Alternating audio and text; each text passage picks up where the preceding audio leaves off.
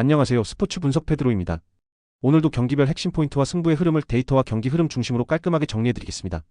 오늘 분석할 경기는 총 4경기입니다. KBO 준 플레이오프, B리그 개막전 2경기, 그리고 KBL 정관장과 KCC의 빅매치까지. 그럼 바로 첫 번째 경기부터 시작하겠습니다. 첫 번째 경기 삼성 대 하나 경기입니다. 가을 야구의 긴장감 속에서 두 팀의 운명은 단 한 경기로 갈립니다. 삼성은 가을 원태인을 앞세워 반격에 나서고 하나는 오프너 정우주를 앞세워 변칙 카드로 맞설 예정입니다. 삼성은 확실한 카드, 원태인으로 마운드를 책임집니다. 준 플레이오프 3차전에서 6.2이닝 1실점으로 호투를 펼치며 이젠 진짜 가을 남자라는 평가를 받고 있죠. 특히 홈에서의 피칭은 유독 안정적입니다. 이번 시즌 하나를 상대로 3연속 퀄리티 스타트 QS를 기록했지만 이제는 기록보다 타선의 지원이 더 중요합니다. 3차전에서 삼성은 류현진 상대로 홈런 2방으로 4점을 뽑았지만 득점권 찬스를 잇따라 놓치며 결국 석패했습니다. 홈런 외에 공격 루트가 필요하다는 점이 이번 경기의 과제입니다. 불펜은 이닝을 잘 막았지만 굳이 김재용 카드를 조기에 꺼냈던 부분은 아쉬움이 남습니다. 삼성이 승리하기 위해선 불펜의 효율적 운용과 중후반 집중력 회복이 필수입니다. 하나는 정우주를 오프너로 내세워 변칙 승부에 나섭니다. 플레이오프 2차전에서도 0.2이닝 무실점으로 강렬한 인상을 남겼죠. 빠른 볼을 앞세운 공격적인 투구가 돋보였지만 이번 경기에서도 짧은 이닝 안에 완벽한 스타트를 끊는 게 핵심입니다. 타선은 전날 후라도를 상대로 노시환의 역전 2점 홈런을 포함해 5득점을 기록하며 반등했습니다. 홈에서 강한 투수를 공략한 점, 그리고 노시환의 연속 홈런 행진은 확실히 긍정적인 신호입니다. 다만 4이닝을 던진 문동주가 이번 경기엔 나서지 못하고 불펜이 총력전에 돌입해야 한다는 점은 리스크입니다.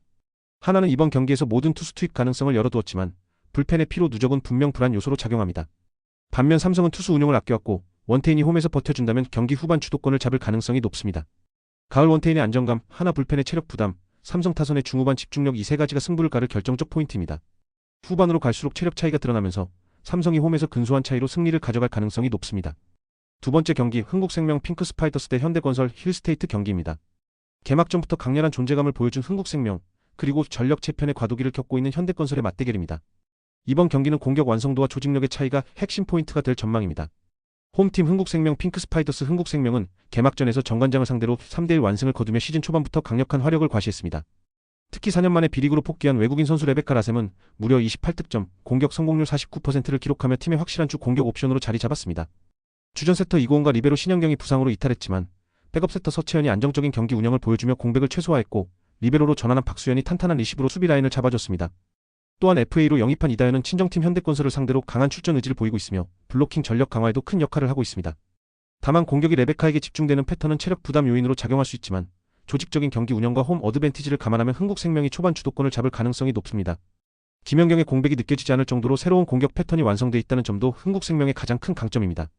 원정팀 현대건설 힐스테이트 현대건설은 이번 시즌 이다현, 고예림 등 핵심 전력의 이탈로 불가피하게 전력 재편을 겪고 있습니다.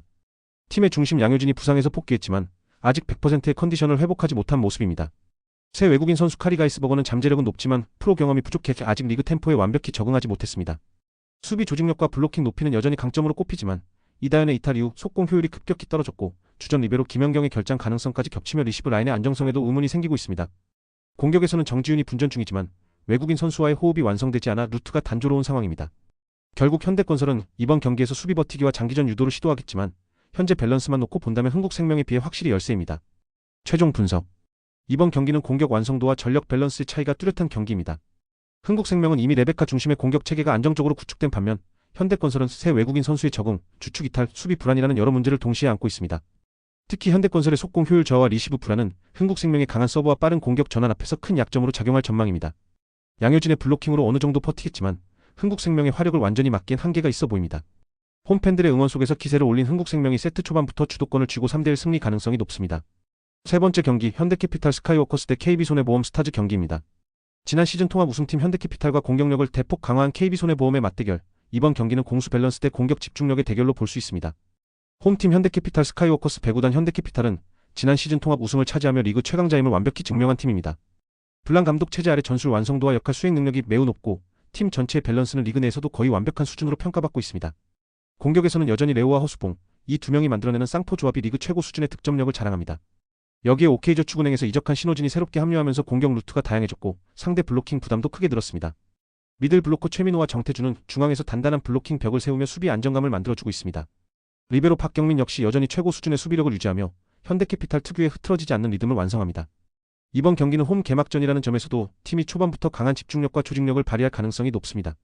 공수 밸런스, 팀워크, 그리고 경험까지 현대캐피탈은 여전히 완성형 팀입니다. 원정팀 KB손해보험 스타즈 배구단 KB손해보험은 이번 시즌 공격력 강화에 올인한 팀입니다. FA 최대였던 임성진을 영입했고 외국인 공격수 비에나 아시아 쿼터 야코까지 합류하며 리그 최강급 공격 삼각편대를 완성했습니다. 이 세 명은 모두 서브 능력도 강력해 상대 리시브 라인을 흔들며 초반 분위기를 가져올 가능성이 있습니다. 하지만 문제는 수비 조직력입니다. 리베로 정민수의 이탈로 인해 후방 안정감이 떨어졌고 미들 블로커진의 높이에서도 아쉬움이 드러나고 있습니다. 이 약점은 현대캐피탈의 중앙 공격과 블로킹 높이에 밀릴 위험이 큽니다. KB손해보험이 승부를 걸기 위해선 초반 서브 성공률을 높이고 공격 집중력을 극대화해야 합니다. 그러나 수비 불안이 계속된다면 세트 후반으로 갈수록 리듬을 잃을 가능성이 높습니다. 최종 분석 이번 경기는 명확합니다. 현대캐피탈은 공격과 수비의 밸런스, 그리고 경기 운영 능력에서 KB손해보험을 한 단계 위에서 압도할 가능성이 큽니다. KB손해보험의 초반 화력은 위협적이지만 시간이 지날수록 수비 조직력의 약점이 노출될 전망입니다. 현대캐피탈은 빠른 전환 공격과 블로킹 라인의 높이에서 우위를 보이며 리듬을 잃지 않는 운영 능력으로 후반 승부를 가져갈 것입니다. 결국 단기 화력 대 장기 밸런스의 싸움에서 균형 잡힌 현대캐피탈이 웃을 가능성이 높습니다. 네 번째 경기, 안양 정관장 레드부스터스 대 부산 KCC 이지스 경기입니다.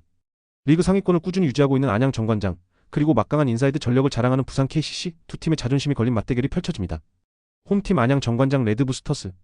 안양 정관장은 이번 시즌도 특유의 조직적인 수비와 탄탄한 팀워크로 상위권 자리를 굳건히 지키고 있습니다. 시즌 초반부터 리바운드 싸움과 수비 로테이션에서 안정감을 보이며 상대 공격의 흐름을 효과적으로 차단하고 있습니다.